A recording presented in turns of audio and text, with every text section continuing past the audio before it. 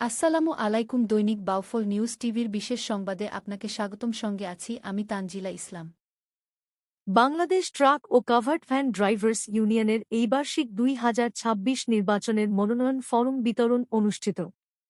মোগ Delwar Hossain Sarkar, district crime reporter, Tangail.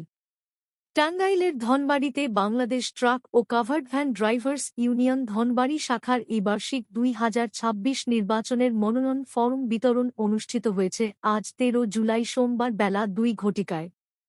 উক্ত অনুষ্ঠানে সভাপতিত্ব করেন টাঙ্গাইল জেলা ট্রাক মালিক সমিতি ধনবাড়ি শাখার সভাপতি আলহাজ মো. আ বাড়ি এবং অনুষ্ঠানটি সঞ্চালনা করেন টাঙ্গাইল জেলা ট্রাক মালিক সমিতির সাধারণ সম্পাদক শাহিনুর ইসলাম শাহিন।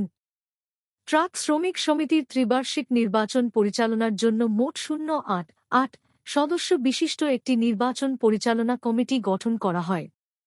প্রধান নির্বাচন কমিশনার হিসেবে দায়িত্বে আছেন ধনবাড়ি উপজেলা বিএনপি সভাপতি অধ্যক্ষ এম আজিজুর রহমান ও যুগ্ম নির্বাচন কমিশনার হিসেবে দায়িত্বে আছেন ধনবাড়ি পৌর বিএনপি সভাপতি এস.এম.এ ছোবহান জিএস এবং আরও সদস্য হিসেবে রয়েছেন এনামুল হক ভিপি, সাধারণ সম্পাদক ধনবাড়ি উপজেলা বিএনপি রফিকুল ইসলাম স্বপন, সাধারণ সম্পাদক ধনবাড়ি পৌর বিএনপি হাফেজ খাইরুল ইসলাম মুন্সি, জাহিদুল ইসলাম মোহাব্বত, শাহিনুর ইসলাম শাহিন ও আলহাজ মো. আ বাড়ি সহ ৮ জন কমিটি অদ্য নির্বাচনে দায়িত্ব পালন করবে।